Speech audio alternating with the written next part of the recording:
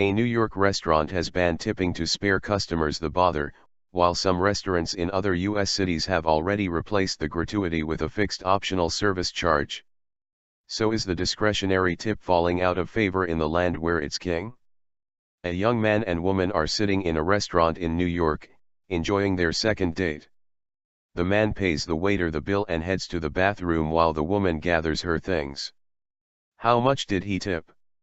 she asks the waiter. He tells her. When the man comes back to the table, there is an angry exchange and she says she doesn't want to see him again. A tip of 8.5% brought that romance to a premature end. This story, told years later by the waiter that night, Steve Dublanica, reflects both how seriously Americans take tipping and how loaded with social meaning it has become. The size of tips has increased and the list of those who expect them is growing also, in recent years joined by staff in takeaways. Meanwhile, tip jars have proliferated to such an extent you may be confronted by one where you receive your sandwich and another one a few feet away where you pay for it. It's a custom that's become second nature for most Americans, although there's still a sharp intake of breath when they see 3 or 4 hotel staff involved in taking their luggage from the boot of the car and up to the room. But it's worse for visitors, whom to tip and how much can be a source of debate, confusion and often anxiety at doing the wrong thing or appearing to be ungenerous. Tip the barman but not the shop assistant, reward the hairdresser but not if he or she owns the salon. Give the hotel luggage guy $1 or $2 but not the receptionist. And don't undertip. One British tourist says she and her friends were followed out of a Manhattan restaurant by an angry waiter unhappy with a 10 to 15% tip. The waiter gave us the tip back and told us it wasn't good enough, that as tourists we didn't understand that we had to give more in New York, says Janine Windest. One of my friends, a New Yorker, told him it was discretionary and not to be so rude, but the 3 Brits couldn't be bothered to argue and left him the full 20%. He chased us down the street, shouting, "I don't want it now, have it back." Then there was a massive street argument over it. That's an extreme reaction to what in the UK would be considered a reasonable tip, but some visitors to the US who leave no, or low, tips don't fully understand how critical they are to a worker's livelihood. The federal minimum wage for tipped restaurant workers is $2.13 an hour, with tips expected to take the wage to $7.25 an hour. "It was difficult and I lived and died by my tips," says Dublanica, who worked in New York restaurants for 7 years and wrote a blog about it called Waiter Rant. "If you don't tip, I can't pay the rent." But the reality is you can work hard and get no tips and do nothing and get good tips. In the restaurant business, which accounts for about 2/3 of all tips paid in the US, there are signs of change. Since last week, staff at Sushi Yasuda in New York have no need to worry about the generosity or tight-fistedness of their customers. Owner Scott Rosenberg has banned tipping, saying his staff already get a good wage, with benefits. He told the price hike he wants to improve the dining experience by eliminating the math equation from the end-of-meal ritual. Other upmarket American restaurants have introduced an optional service charge of 15 to 20% instead of a tip. This is a common practice in the UK, usually between 10 to 15%.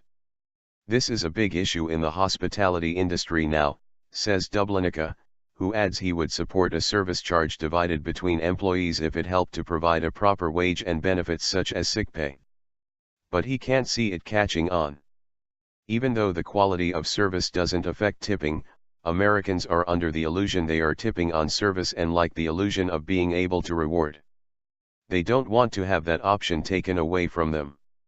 Tipping is an important custom, he believes, because it propagates the American myth that hard work brings reward. But even Americans are not united in their support, with feelings that range from exasperation to outright resistance. The website Ban Tipping rallies around its central message: we are educated consumers, and we do not tip. Deal with it. One diner in California last year left a note in lieu of a tip and blamed an increase in sales tax. In the memorable opening scene of the film, Reservoir Dogs, Mr. Pink speaks for many when he questions why it is customary to tip some professions and not others. Taking up this point, Lizzie Post, co-author of Emily Post's Etiquette, says it's customary to tip those who perform a service for you, although she acknowledges the inconsistency of rewarding the guy who moves your furniture but not the guy who cleans your clothes. If dry cleaners and others did get in on the action, the tipping economy would be even larger than it is now. A man who has written 51 papers on the subject, Michael Lynn, of Cornell University School of Hotel Administration, estimates the tipping economy to be worth about $40 bn, £25 bn. That's more than twice the budget of NASA. But Lynn thinks tipping does imperceptible damage to collective well-being and he would like to see the custom outlawed in restaurants. It's a net drain on social welfare and our happiness. I think more people tip out of social obligation than tip because they want to, so people are parting with money they would rather keep. I don't know people are necessarily consciously aware of this. Most people would deny they tip for avoidance of disapproval by peers and guilt, they say it's for good service, but I've looked at it and they don't reward good service substantially. He also believes, based on his own research and other studies, that restaurant tipping is discriminatory, a system in which both black and white diners tip white servers more than black ones. So he anticipates a class action brought by ethnic minority waiters and waitresses that could lead to tipping being declared illegal. A service charge evenly divided between employees would head off any legal action. But that doesn't make economic sense, says Sherry Jarrell, a professor of economics at Wake Forest University and a former waitress. I think that customers will see the service charge as, firstly, a price increase on the food bill, secondly, a disincentive for using tipping to incent superior waitressing. To the extent it destroys a waiter's incentive to earn a high tip, it's harmful, she says. I see very little economic behavior or results that is improved by the move. All cost, no benefit. Resistance to change would come from plenty of restaurant staff who make more money from tips than they would from the share of a service charge. And customers wouldn't welcome it either, says Kurt Gaith, lead editor at Zagat, who says it's so ingrained in the dining experience that it would be a difficult habit for many people to unlearn. So a ban seems a long way off, but there was a time when tipping was widely frowned upon in the US. 6 states even outlawed it. The custom arrived in the US from Europe in the late 1800s, but early in the 20th century, an anti-tipping campaign gathered pace, driven by the view it was undemocratic and a means to create a servant class. Tipping, and the aristocratic idea it exemplifies, is what we left Europe to escape, wrote William Rufus Scott in 1916.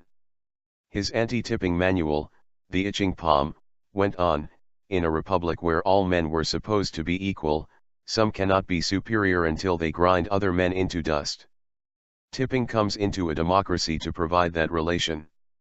Washington was the first state to ban it in 1909, followed by Arkansas, Iowa, South Carolina, Tennessee and Georgia.